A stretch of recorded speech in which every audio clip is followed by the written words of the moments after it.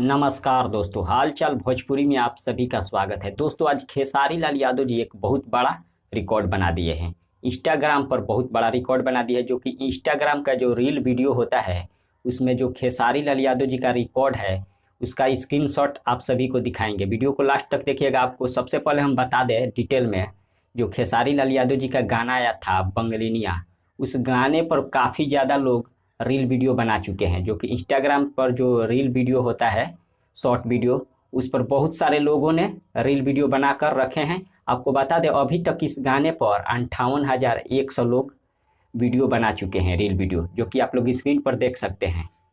जो कि एक बहुत बड़ा रिकॉर्ड है। काहे कि कितनों लोगों का व्यू उतना नहीं जाता है, लेकिन खेसारी लाल यादव के गाने के ऊपर इतना लोग वीडियो बना देते हैं। आप समझ सकते हैं खेसारी लाल यादव ट्रेंडिंग स्टार का पावर क्या है। इस समय पूरे देश में और विदेशों में भी ट्रेंडिंग स्टार का जलवा है।